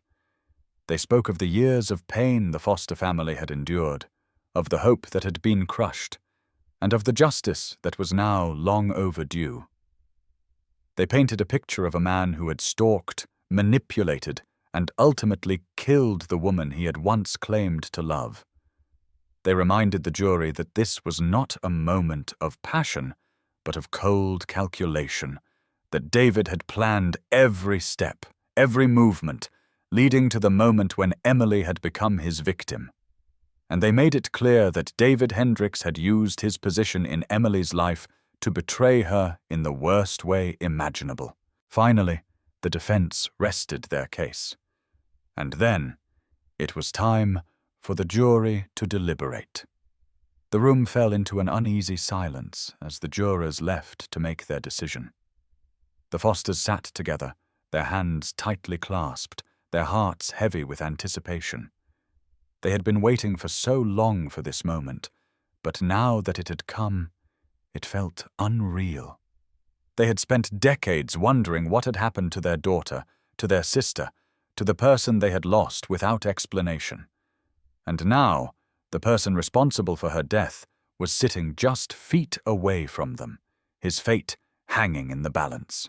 It didn't take long for the jury to reach a verdict. Less than 5 hours later, they returned to the courtroom, and the room held its breath. The judge called the courtroom to order, and the foreman stood, holding the piece of paper that would determine David's future. "We, the jury, find the defendant, David Hendricks, guilty of first-degree murder." The foreman read aloud. A collective sigh of relief rippled through the room. It wasn't justice in the truest sense. Nothing could ever bring Emily back. But it was the closure the Foster family had been searching for all these years. The truth had finally been revealed. The man who had taken their daughter, their sister, was no longer a shadow in their lives. He was a criminal, convicted for his crime. David Hendricks, stoic and unmoving, was escorted out of the courtroom in handcuffs. His fate was sealed. He would spend the rest of his life behind bars, a fitting punishment for the crime he had committed. For Emily's family, the road ahead would still be long. The scars of the past would never fully heal, but they could now begin the painful process of moving forward. They had the answers they had long sought. They had found the truth. And as they left the courtroom, the weight of the years of uncertainty finally began to lift, replaced by a quiet, bittersweet sense of justice. The courtroom doors slammed shut, and the sound reverberated through the halls, leaving a heavy silence in its wake. David Hendricks had been convicted of the brutal murder of Emily Foster. The verdict had been delivered, guilty of first-degree murder, but as the family and community processed what had just happened, the emotional weight seemed almost too much to bear. For Emily's parents, the Foster family's journey wasn't over. Despite the conviction, there would be no returning to the life they once had. Emily wasn't coming back. The world they had known, the joy of raising a daughter, a sister, was forever lost. But now there was justice, at least in the eyes of the law. Yet for them, the pain of the years lost, the nights spent searching, never knowing what had happened to their beloved Emily, lingered like an open wound. Emily's mother, Linda, sat in the front row of the courtroom, her eyes dry but empty. The years of grief, the moments when she had felt utterly alone in her loss, had drained her. The decades spent in limbo, uncertain if her daughter was dead or alive, had made it impossible for her to feel whole again. Her hands trembled as she held the small framed photo of Emily, the photo from her childhood, a reminder of what she had lost. The picture, which had once filled her with pride, now only deepened the void inside her heart. Linda had spent countless nights wondering if she would ever hear Emily's voice again, if she would ever feel her daughter's embrace. But that would never happen now. Her husband, Mark, was sitting beside her, his face a mask of stoicism, but his eyes betrayed him. He had spent years searching, knocking on doors, following leads, doing everything he could to find his daughter. Mark had never stopped hoping, even when the case had gone cold. He had endured the unbearable, attending every newscast, watching the years slip by with nothing but empty promises of maybe next time. And now, after everything, he was faced with the stark reality that the man they had once trusted, the man who had been a part of their lives, had been the one to end their daughter's life. The jury's verdict had brought some level of closure, but not peace. How could it? The world they had known had been irrevocably changed.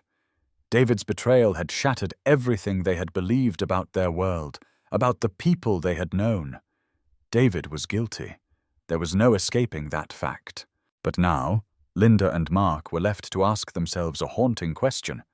How had they not seen it? How had they missed the signs? The answer, as painful as it was, lay in the truth that had only now come to light. They had trusted the wrong person. The community of Lubbock, Texas, stood in shock as well. This case, which had long since faded from the headlines, had suddenly come alive in the most unexpected of ways. For decades, the people of Lubbock had murmured about the mysterious disappearance of Emily Foster. They had watched the case grow cold, watched the missing person posters age and curl at the edges. and whispered that maybe they would never know what had happened to her. Emily's face, once bright and full of life, had been reduced to a ghostly image on those posters, until one day, suddenly, the face behind the mystery had been revealed. But as the truth emerged, it wasn't the feeling of relief that the town had hoped for. It wasn't the sense of triumph in seeing justice served. Instead, there was a pervasive sense of loss. Lubbock was a tight-knit community, and many knew David Hendricks personally. He was a fixture in the background of their everyday lives, someone they had always seen at the grocery store, at church, at community events. He had blended into the fabric of the town so completely that no one had ever suspected him of something so vile. The arrest had left the town divided. Some had a hard time believing the man they had known for years could commit such an atrocity. How could David, the neighbor, the friendly face, be the same person who had taken the life of a young woman they had all known? To them it was an impossible thought. The betrayal was staggering. Others, however, weren't so surprised. They had seen the warning signs, had noticed the subtle shifts in David's behavior over the years, but even they had never imagined the truth would be so dark. The shock wasn't just in the crime, it was in the way the crime had remained hidden for so long, right under everyone's noses. David's calculated silence, his ability to carry on as if nothing had ever happened, was more chilling than the crime itself.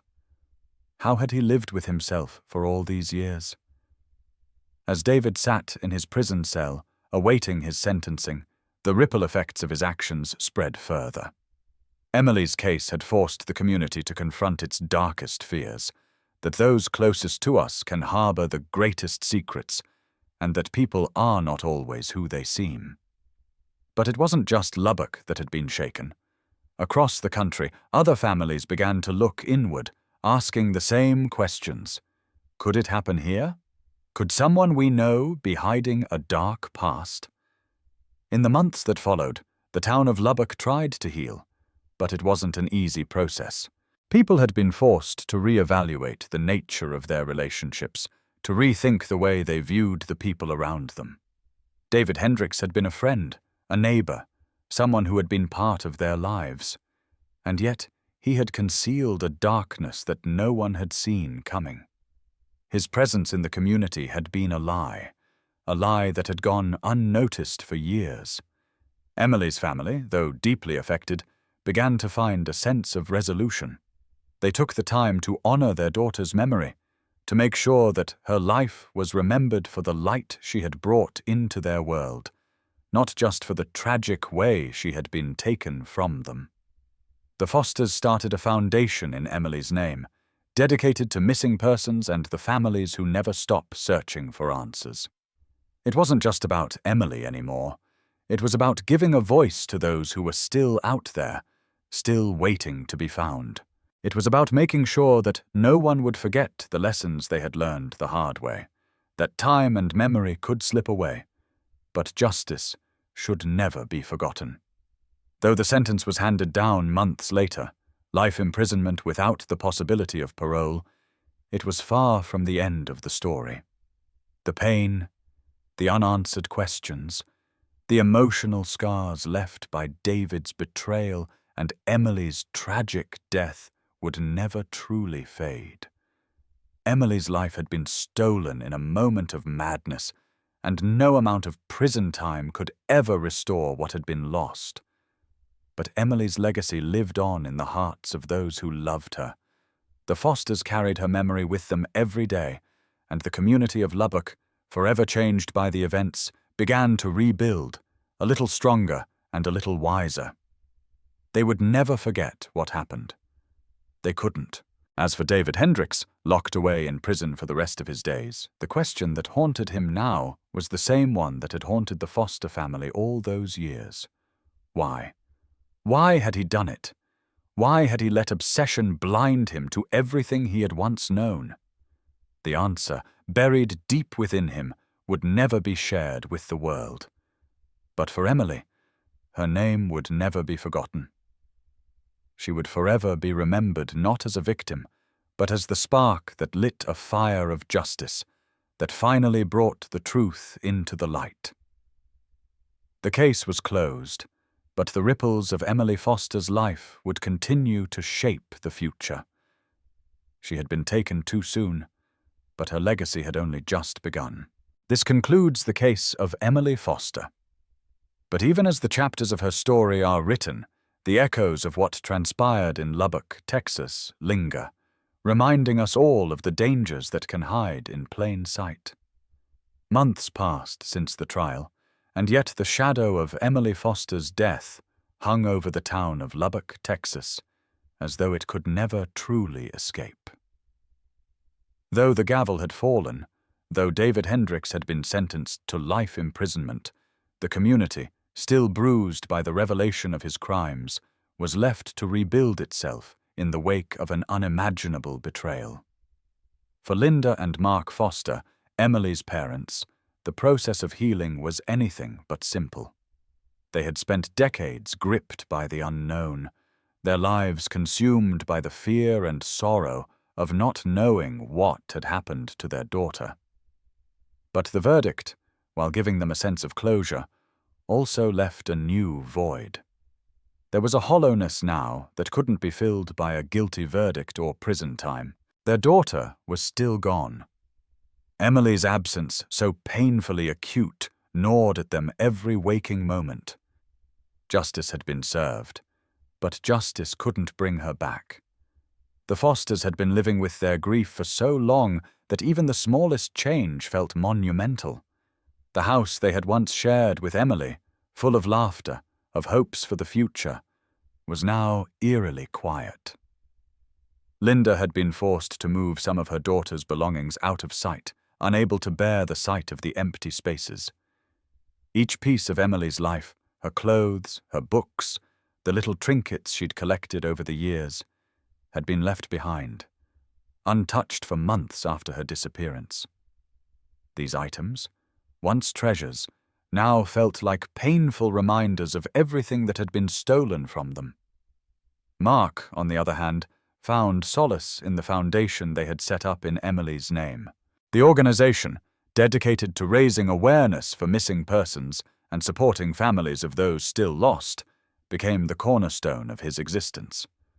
He worked tirelessly, speaking to other families who had faced similar tragedies, pushing for better resources, for more attention on the plight of the missing, for better ways to help those who were left behind. Through this work, he found a sense of purpose. Emily's name, once spoken only in whispers, now had meaning. He was determined to make sure that the world knew who his daughter had been, and what had been taken from them. For the community of Lubbock, the aftermath of the trial left a bitter taste. The town had always been tight-knit, a place where everyone knew everyone else. To have such a dark secret fester within their ranks for so long was a bitter pill to swallow. David Hendricks had been a regular fixture in their lives, a neighbor, a friend, someone they had all known. The revelation that he had been the man responsible for Emily's disappearance had left everyone reeling, shaken to their very core.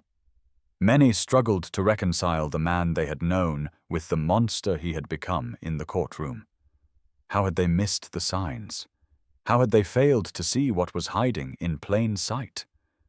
Questions like these began to linger in conversations, at the local coffee shop, at the grocery store, in the quiet corners of people's homes.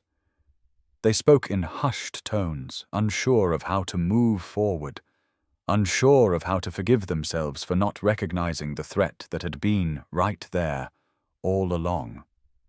They hadn't wanted to believe the truth, and so they hadn't. They had all overlooked the quiet signs, the way David had been so insistent, so eager to be part of Emily's life. They hadn't wanted to believe that someone they had trusted could betray them in the worst possible way. For some, the most difficult part was the realization that they had unknowingly been complicit. They had been a part of David's world, had smiled and waved as he went about his life, had spoken to him in passing. They hadn't known that behind that smile, behind those polite exchanges, there was a dark secret. They hadn't known that Emily's disappearance was not just a mystery, but a carefully orchestrated plan by someone who had been part of their lives. The guilt, the shame, that they had unknowingly brushed shoulders with a killer was a heavy burden that many in the town struggled to carry.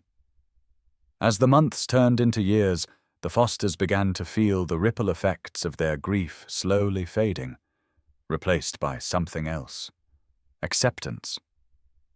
It was not a peace, not really, but it was a kind of quiet understanding. They would never fully recover from the loss of their daughter. That would never happen. But they had come to terms with the fact that, for all the pain they had endured, they had been able to give Emily the justice she deserved. The foundation grew.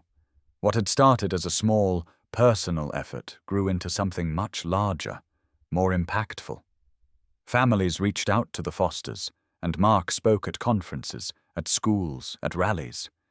He had become an advocate, not just for Emily, but for all those who had gone missing, for those who, like his daughter, had been forgotten for too long.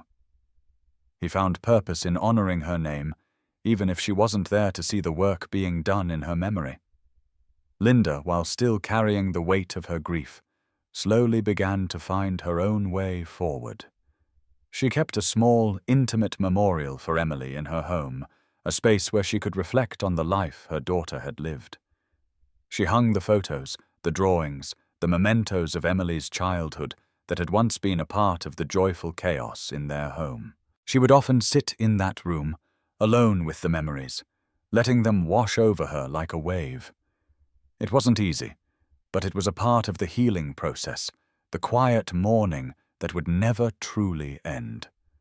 Years after David Hendrick's sentencing, the trial began to fade from the media's eye. News coverage died down, and the story of Emily's life and death became just another chapter in a town's history. But for Linda and Mark, for the people who had loved Emily, the story was far from over. It was not something to be filed away and forgotten. Emily's name, her life, and the tragedy of her death would forever be woven into the fabric of Lubbock. Every year, on the anniversary of Emily's death, the Fosters held a small ceremony. It wasn't a grand affair, no media circus, no fanfare. It was simply a quiet gathering of those who had been affected by her loss, the family, the friends, and the community members who had helped keep her story alive. They would light candles, share memories, and read from the letters Emily had written in her youth, letters that her family had kept as treasured keepsakes. In those moments, time seemed to stop. For a brief time, they could remember Emily not as a victim, but as the bright, hopeful person she had been before everything had been stolen from her. As the years moved on, the people of Lubbock found a new normal. The wounds, while still there, had begun to heal, even if they would never be fully closed. Emily's story had left an indelible mark on the town, on the Fosters, and on everyone who had been touched by the tragedy. But through their pain, they had found strength in each other. And in the end, that was the true legacy of Emily Foster. Not the crime that took her away, but the love and resilience that she had left behind. David Hendricks, meanwhile, sat alone in his prison cell, serving out his life sentence. The man who had once been a neighbor, a friend, was now a forgotten relic of the past. His name had become synonymous with betrayal, and his legacy would forever be tied to the life he had destroyed. But as time passed, his story too faded into history, overshadowed by the memory of Emily. She had been taken far too young, but the justice she had long deserved had finally been served. And with it, the Fosters and the town of Lubbock could finally breathe again, knowing that no matter how much time passed, Emily's story would never be forgotten. This marks the conclusion of the story of Emily Foster, but her legacy continues to inspire change, advocacy, and remembrance. Time passed since the trial, since David Hendricks was sentenced to life in prison. For the people of Lubbock, Texas, and for the Foster family, it was as if the town itself had been forever altered by the revelation of what had happened all those years ago. The community, once familiar and untroubled, now wore the scars of Emily Foster's murder, scars that no amount of time could heal. Linda and Mark Foster, though deeply shaken, had found their footing in the aftermath of the trial. Emily's memory lived on through them, in the quiet moments of reflection, in the work they had dedicated to the foundation they created in her name. But even in the midst of their quiet grief, something changed. They began to feel the pull of responsibility that came with being the bearers of their daughter's legacy. Their daughter had not died in vain, they told themselves. Emily's story, painful as it was, had led to justice. Her life had sparked change, awareness, and understanding of something far bigger than themselves. And yet, a part of them always felt the hollow ache of loss. The foundation, though born of tragedy, had grown over the years into a testament to Emily's life. It wasn't just about finding closure for their family anymore. It was about ensuring that other families didn't experience the same suffering. Through their work, they brought awareness to cases of missing persons, funded investigations, and helped families with resources that might otherwise be inaccessible. The Fosters found themselves traveling across the state, speaking at conferences, sitting in meetings, pushing for policy changes, all while carrying the burden of their own loss. There were moments when the weight of it all felt unbearable, but then they would think of Emily, and the hope that perhaps, in some small way, they were making the world a little safer for others. The Fosters also kept the memory of their daughter alive in a more personal way. They held a small memorial every year on the anniversary of her disappearance. It wasn't for the public or for anyone else. It was for them. It was a time to remember the bright, beautiful woman Emily had been before her life was stolen from them. They would gather friends and family in their backyard, under the same stars Emily had once admired, and light candles for her. Each year the gathering grew smaller, but that was to be expected. People's lives moved on, and the wounds of others became distant memories. But for Linda and Mark, that night in September would always be for Emily. Their daughter deserved it. They owed her that. As time went on, Linda found herself reaching out to people who had once been close to Emily. She hadn't been able to face them for years, too consumed by the pain of her daughter's death. But now, as time had softened the raw edges of her grief, Linda longed to reconnect with the people who had been a part of Emily's life. There was one friend, in particular, named Sarah, who had been inseparable from Emily throughout their childhood.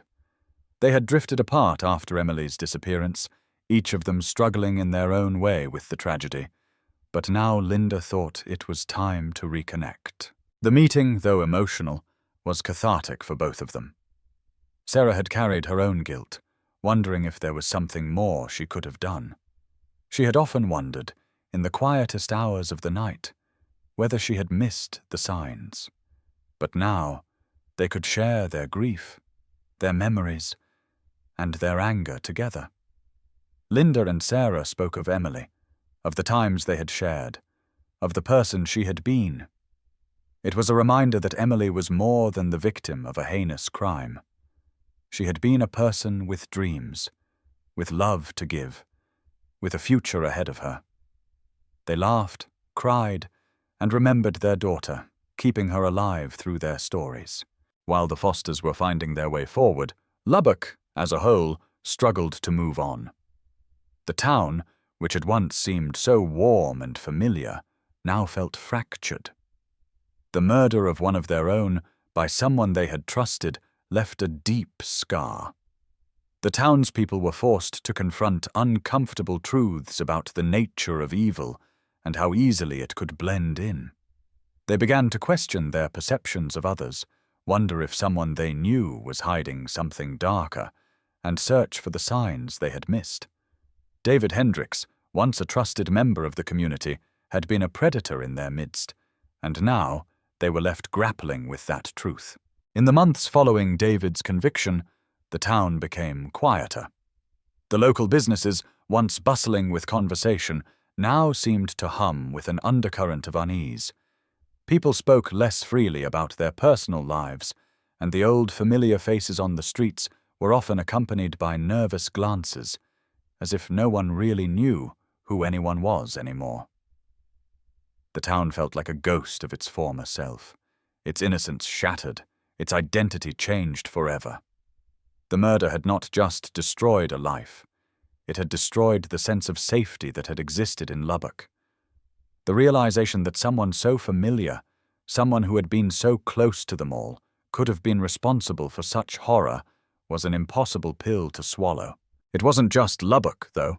News outlets across the state, and even the country, revisited the case. Emily's story had become a cautionary tale, an example of how the unimaginable could happen even in the most idyllic of places. The media frenzy that had once consumed the trial began to taper off, but the impact of the case was still felt across Texas. The Fosters received messages from people they'd never met, letters of condolence, of support, of shared grief. Emily's story was now part of the fabric of countless communities, part of the shared narrative of families who feared they might one day face the same loss. The case had opened the floodgates for other victims, other families, who had long struggled to be heard. And while the Fosters' hearts remained broken, they found solace in the fact that Emily's death had brought a level of awareness to missing persons cases that hadn't been there before. However, as time passed, new mysteries emerged. Emily's case had been solved, but it had led to other questions. While David Hendricks had been convicted for Emily's murder, there were whispers in the community about whether there were others involved.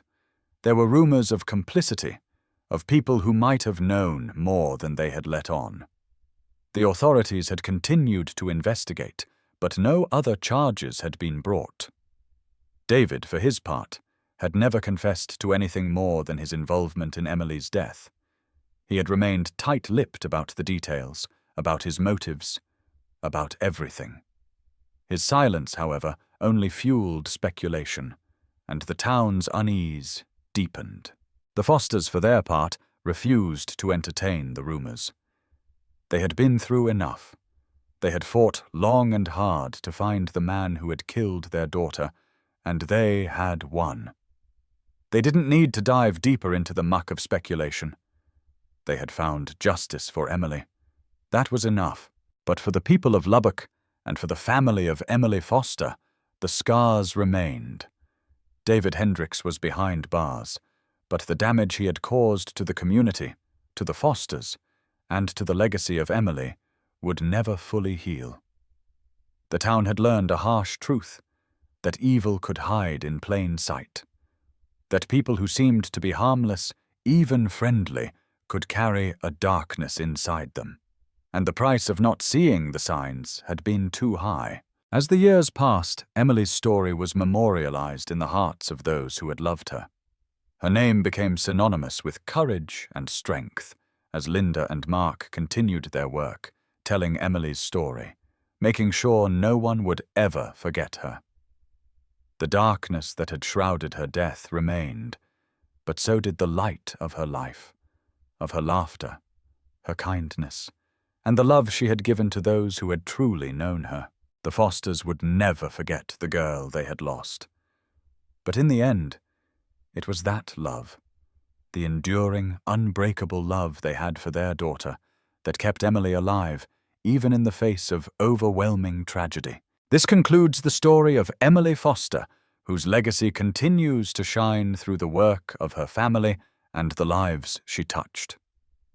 In the years following David Hendricks' conviction, the small town of Lubbock, Texas, slowly began to heal. But it was a healing process that carried with it a heavy, unspoken weight. Time moved on, but the memory of Emily Foster's life and her tragic death remained a constant presence. For Linda and Mark Foster, the wounds were still fresh, though they had learned to live with them. Emily's death had reshaped their world, as it had reshaped the entire community. Her story, once buried under years of uncertainty, had become a testament to resilience, to the search for truth even in the darkest times. For Linda, each morning felt like waking up in a new world, one where she could no longer see her daughter's face, hear her laugh, or share in the hopes for a future that would never come. The nightmares, once vivid and consuming, had dulled over time, but the reality of loss never truly left her. Mark, too, carried the weight of what had been stolen from them. The endless hours spent searching, the late nights without answers, the devastating realization that the person responsible for their daughter's death was someone they had trusted. Those memories remained sharp and piercing. And even with David Hendricks behind bars, they knew that no amount of justice could undo the damage done. It had been 4 years since the trial, and yet the town still found itself grappling with the consequences of the revelation. Lubbock, once a place where neighbors exchanged pleasantries and people trusted one another without question, had been irrevocably changed. David's arrest had opened up a floodgate of emotions, forcing people to confront the unsettling truth that evil could exist even within the seemingly harmless people they knew. It was a hard pill to swallow. One of the most difficult aspects for the community was the realization that they had all been living in the shadow of a killer without knowing it. David Hendricks had blended into the town so effortlessly, his presence so familiar, that no one had suspected the darkness hiding beneath his calm exterior. In the years since the trial, a few of Emily's friends and acquaintances, who had always been friendly with David, began to privately grapple with their own feelings of guilt. Had they missed the signs? Had they ignored the subtle red flags? For years, David had been an invisible threat, someone whose malevolence had remained hidden behind a mask of normalcy. The unsettling part was not that David had done what he had done. It was that no one had seen it coming. The aftermath of the trial brought a collective sense of disbelief. The town held a quiet grief that lingered in the air, a grief that couldn't be spoken of without discomfort. People had been forced to reconcile the harsh reality that someone they had trusted, someone who had been a friend, a neighbor, was capable of something so unspeakable. The small-town values that had defined Lubbock for so long had been shattered. Trust, once something that flowed freely, now seemed like a fragile, broken thing. In many ways, the community was struggling to regain its footing, uncertain of how to rebuild the foundations that had once held everything together. The Fosters, for their part, had learned to channel their grief into action. They had dedicated their lives to the foundation in Emily's name, pushing forward with the mission to raise awareness for missing persons and support families going through similar heartache. But even as they worked tirelessly to honor their daughter's memory, Linda and Mark both understood that nothing could truly heal the wound left by Emily's death. No amount of good work could ever bring back what had been lost. The foundation continued to grow, and with it, the recognition of the Foster family's unwavering strength. Linda spoke at national conferences on the importance of resources for families of the missing, and Mark worked tirelessly to ensure that missing persons cases were given the attention they deserved. They met with lawmakers, pushing for reforms, better protocols for handling disappearances, and greater support for the victims' families. Slowly, they began to see the fruits of their labor.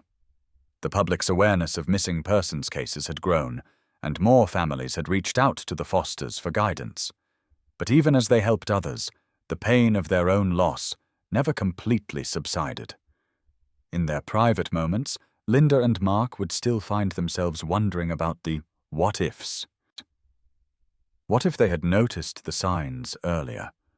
What if Emily had never crossed paths with David Hendricks?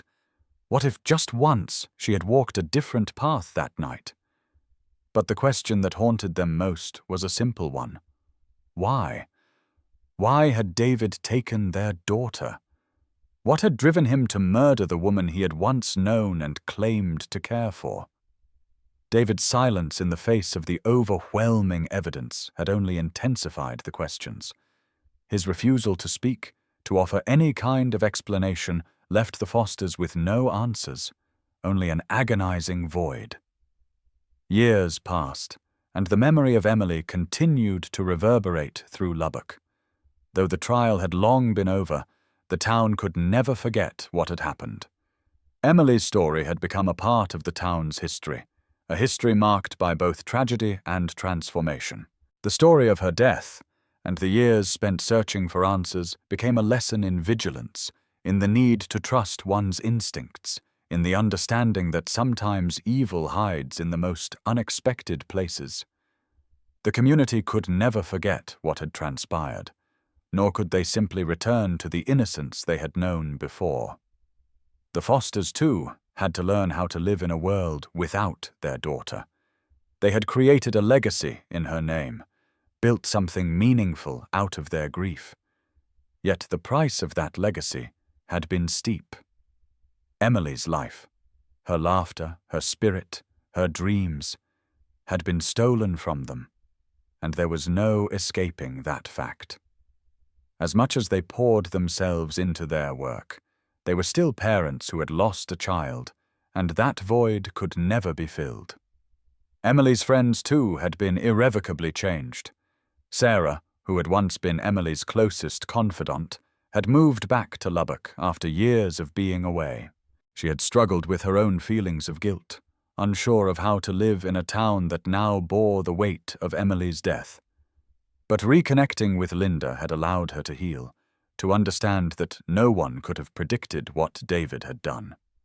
As the years went on, Sarah became more involved in the foundation, volunteering her time to help those affected by missing persons cases. Though she knew it could never replace the loss of Emily, Sarah took comfort in knowing that she was helping others, that she was doing something to honor her best friend's memory. As the years moved forward, Linda and Mark found themselves faced with a future that felt both empty and full. Their daughter would never be with them again, but the love they had for her remained as strong as ever. It was a love that would carry them through the darkest moments, a love that was far stronger than any tragedy they had endured. Emily's name continued to inspire, to bring light into the lives of those who heard her story. And through it all, the Foster family found strength in the love they had for their daughter, knowing that as long as they remembered her, Emily would never truly be gone. David Hendricks, in contrast, lived out his days in prison, a man once free and familiar to all, now a forgotten figure behind bars. His legacy, tainted by his crime, would fade over time as the world moved on. But for the Fosters, the world would never be the same. They would continue to live in the shadow of Emily's absence, but they would do so with the knowledge that her story had mattered, that her memory had shaped a community, and that in the end, her death had brought about a change that would echo far beyond Lubbock. The journey to justice for Emily Foster was long and painful, but it was not in vain. Her life, though cut short, became a beacon for others, a testament to the power of love, loss, and the unyielding pursuit of truth. The case was closed, but the lessons it taught would never be forgotten. Time had passed since David Hendricks was convicted, and the world around Lubbock had begun to move forward. The years had not made the pain of Emily Foster's death any easier for her family, but they had somehow managed to adapt. They had found a way to keep going, to live with the shadow of her absence, even as they worked tirelessly to honor her name and fight for the cause she would never get to see through. For Linda and Mark Foster, the years since the trial had been marked by a strange, quiet sort of resilience. Every year, they organized events through the foundation, making sure that Emily's memory remained alive in a way that would continue to impact others. They spoke at conferences, met with lawmakers, and supported countless families dealing with the same pain they had endured. They had made Emily's story known, shared it with people all across the country. It was painful, yes, but there was solace in knowing that her legacy was more than just a tragedy. It was a catalyst for change. The foundation was growing in ways they had never anticipated. Every year, more and more people reached out to them. They began receiving letters from victims' families, people still waiting for answers about loved ones they had lost. And while they could never offer them the same peace they had found through Emily's case, Linda and Mark did their best to be there for these families. They became beacons of hope for others who had lived in the same shadow of uncertainty. Their work became a tribute to Emily, a promise that her story would not fade into the background, that it would always be a part of the conversation surrounding missing persons. But as they continued with their mission, as they spoke about missing persons and sought reforms, Linda could feel a shift in herself. The work was rewarding, yes, but it also brought back the memories, the raw, brutal memories of their search, the pain of not knowing, the terror of thinking they might never get to bury their daughter, of never getting to say goodbye. Emily had been stolen from them, and no amount of justice, no amount of advocacy could erase that fact. The darkest moments were always in the quiet hours, when Mark had gone to bed, and Linda was left alone with her thoughts. It wasn't always sadness that filled her heart, but the ache of the missing moments, the moments she would never get to have with Emily. She would never get to hear her laugh, never hear the way Emily would say, "I love you, Mum," with that carefree smile that made Linda feel like nothing in the world could ever harm her. And then there was the anniversaries, those days that were a double-edged sword. On the one hand, the Fosters had created a tradition of lighting candles, sharing stories of Emily, and remembering the joy she had brought to their lives. But on the other hand, each passing year brought with it the painful reminder that time was moving forward without their daughter. Each year, Linda couldn't help but wonder how much time she had left in her own life, and what more she could do before the end, knowing that her daughter wouldn't be there to share it with her. Every year felt like another step further away from the young woman Emily had been, and a step closer to a future without her. But through all of this, there was Mark. His presence, calm and steady, became the anchor that Linda needed. Though he, too, carried the weight of their loss, he never wavered in his determination to honor Emily. They supported each other in ways that words couldn't describe. Linda knew that without him, she might have lost herself. In some small way, Emily's death had changed them both, but it had also deepened their connection to one another. They understood the silence between them, the unspoken grief, and that was enough. The town of Lubbock, too, continued to heal, though it was a quiet, slow process. There were still whispers. People who remembered David Hendricks before the arrest, who remembered when he had been part of the fabric of their community, a trusted face among many. But over time, the whispers grew quieter. People moved on, as people always did. They went to church, to the grocery store, to the local diner, and they continued their lives, now more cautious, more aware of the darkness that could hide behind the most familiar faces. The shadow of Emily's death, while never entirely gone, slowly grew more distant, receding into the past. And yet, there were moments when Lubbock's old innocence began to resurface. A child's laugh in the street, a new family moving into the neighborhood, the sun shining on a crisp autumn morning. For all the sorrow Emily's death had caused, there was still beauty in life. And slowly, people began to appreciate it more. They started to cherish their families, their friends, their communities, knowing that they could be gone in an instant, just as Emily had been. For Linda and Mark, the quiet grief of their everyday lives was punctuated by small victories. There was the time when they had secured a new law in Texas, one that streamlined the process of reporting missing persons cases. There was the moment when they got a letter from a family who had been reunited with their loved one, a person who had gone missing, and whose case had been solved with the help of the Fosters Foundation. And there was the sense of peace, however fleeting, that came from knowing that their daughter's name would never be forgotten. Even as the years passed, Emily's story was still being told, and it would continue to be told long after they were gone. But there was always something more. There was always that feeling in Linda's heart, deep down, that Emily was still with her.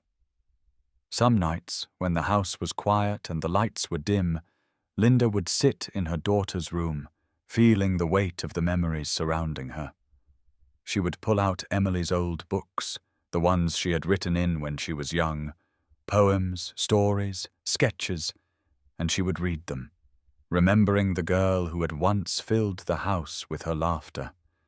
It was as close to Emily as Linda would ever get again, but for that one moment, she would pretend that the years had never passed, that Emily was still with her, still here.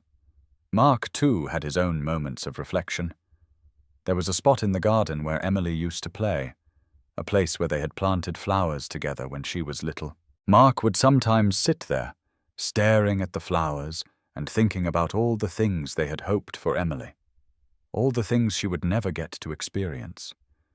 But there was also a quiet sort of peace in that space, a feeling that Emily was still there with him, watching over them. It wasn't much, but it was enough. It had to be. In the end, Emily's death had broken them both, but it had also forged something new, a bond between them, and with the world they had yet to touch. They had survived the unthinkable. They had made sure Emily's story was heard, and in doing so, they had given her the dignity and justice she had been denied for so long. Her name would forever be a part of the community, of Lubbock, of their lives. And no matter how many years passed, no matter how many more candles they lit or memorials they held, they knew that Emily's light would never truly fade. David Hendricks, meanwhile, remained in prison, the man who had stolen so much from them, a man now forgotten by many, but never by the Fosters. And as long as they had breath in their bodies, they would continue to fight, to make sure that Emily's story was never lost to time. This marks the continuation of Emily Foster's journey, her memory remaining forever etched in the hearts of those who loved her, and the community that grew stronger in the face of loss. Though her life was tragically cut short, the legacy she left behind will echo through the generations to come. The passing of time, as it always does, brought about subtle changes, though for Linda and Mark Foster, the core of their grief remained unchanged. The years following David Hendricks' conviction had allowed them to catch their breath, but the pain of losing Emily would never fade completely. They had adjusted, as best they could, to a life without her. Emily's absence permeated every moment, every breath they took. The foundation they had created in her name continued to grow, bringing light to dark places, but it didn't shield them from the emptiness that followed in the wake of their daughter's murder. The work, though fulfilling, was always bittersweet. Every story of another missing person was a reminder of the years they spent searching for their daughter, the terror of not knowing where she was, whether she was ill or dead. For every life that had been saved, for every missing person case that had been resolved with the help of their foundation, Linda and Mark couldn't help but feel the sting of knowing that their own case would never have the same kind of closure. There was no reunion. There was no bringing Emily back. But there were victories, however small, that kept them going. They had managed to push for legislative changes in Texas that would speed up missing persons investigations, a necessary reform that would help other families avoid the endless limbo they had been trapped in. They had brought attention to the need for better resources for the families of missing persons. They had found a voice in a world that so often silenced victims. They had given their daughter a voice long after she was gone. Yet at the end of the day, after the events, the speeches, the meetings, and the tireless work, Linda and Mark would go home, and the house would be empty. Emily's room, still full of her things, felt more like a shrine than a living space. Linda had never been able to bring herself to pack away her daughter's belongings. The clothes, the books, the photographs, each piece felt too precious to touch, as if doing so would erase the memory of the daughter they had lost. Instead, she kept everything where it was, as if preserving the life that had once been in those items. Mark, in his quiet way, had taken solace in the small acts of remembrance. Every so often, he would visit Emily's favorite spots, the places she had gone to walk, to think, to dream. There was a park near their home that Emily had adored, and Mark would walk there sometimes, remembering how she had once run across that very grass, laughing, her eyes full of life. It was painful, yes, but it also allowed him to hold on to the image of his daughter as she had been, as she should have been. Years had passed since David Hendrick's conviction, but there were still questions that lingered. The community had, for the most part, moved on. The shock of David's arrest had long since faded, but it was still there in the background, a haunting memory of how easily trust could be betrayed. But despite the answers that the trial had given, there were still mysteries that had never been resolved. David had never fully explained his actions. His silence, throughout the entire trial, had left the Fosters with no answers to the questions that plagued them. Why had he taken Emily? Why had he planned her murder? What had he hoped to accomplish? These questions would follow Linda and Mark for the rest of their lives, as they knew, deep down, that they would never have the full truth. The answers they wanted would remain locked inside David's mind, a place he refused to share with anyone. The media, too, had moved on. Emily's case, which had dominated the headlines for years, had faded from public consciousness. David Hendricks was no longer the subject of fascination. But for the Fosters, the story was still theirs. It was their daughter's life that had been stolen, and it was their fight for justice that had driven them through the darkest of times. For them, the case was never over. It would never be over. The foundation, however, became a source of strength.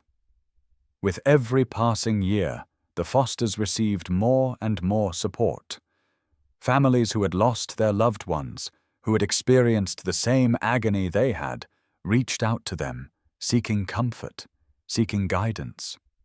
Linda and Mark were able to share their story, to offer the lessons they had learned, to help others find the hope that they had almost lost. It was through these conversations that they began to see their daughter's death not as a final chapter, but as a catalyst for change. Emily had not just been a victim. She had become a beacon for others who were still lost, still searching for answers. And yet, as the foundation grew, as their efforts to create change began to ripple out into the world, Linda and Mark felt that familiar ache that would never go away. There were still nights when they sat in the quiet of their home, side by side, and cried for the daughter they would never see again. They mourned the milestones she would never reach, the life she would never live. Emily's death had stolen so much from them, and yet they had chosen to make her life mean something more. She had become a symbol of resilience, of the need to never stop searching for truth, no matter how long it took. But not all of the Fosters' work was public. There were moments, especially when the weight of the loss was too much to bear, when they would retreat into their memories of Emily. Linda would sit quietly, holding on to the photographs of her daughter, each one a fragile reminder of the time they had shared. She would pick up the phone sometimes, as if to call Emily, and then realize that she never could again. It was these quiet moments, these small moments of grief, that marked the ongoing process of living with loss. Mark, too, had moments of reflection. He had never spoken much about his grief to others, but there were nights when he would walk alone, late into the night, thinking about all that had happened. The man who had taken Emily from them had been sentenced, yes. But the pain of that night, the pain of knowing that his daughter had been subjected to unimaginable horror, would never leave him. He often thought of the time when they had hoped Emily would come home, when they had clung to the idea that she would walk through the door one day, smiling, safe. That hope had been crushed, and it was something he would never fully come to terms with. And so, years continued to roll by, each one bringing new challenges and new triumphs. The Fosters, in their own way, had found some measure of peace. But the hole left by Emily's death would always be there. They lived with it. They learned to cope with it. But they never fully moved past it. They had created a world in which Emily's memory was alive, through the foundation, through their advocacy, and through their love. But the truth remained that she was gone, and nothing could ever fill the space she had left behind. One day, Linda sat down to write a letter. It wasn't a public statement or a plea for anything. It was just a letter to Emily. In it, she shared everything that had happened since her death, the work they had done, the people they had met, the lives they had touched. She wrote about the Foundation's success, about the families they had helped. She wrote about the pain, too, the pain of missing her daughter every single day. And at the end of the letter, she simply said, "We'll keep fighting for you, Emily. We'll never forget." The Fosters may never find the answers they sought, but in their hearts they knew the most important truth of all. Emily's life had not been in vain, and as long as they lived, they would make sure that her memory lived on. This concludes the journey of Emily Foster. Her legacy continues to inspire change and remembrance, even in the face of the darkest tragedies. Through the Fosters' strength, Emily's name lives on, reminding the world that justice, though hard-won, can prevail, even in the most unimaginable circumstances. A decade had passed since the trial of David Hendricks, and the world, though forever changed, had begun to move on.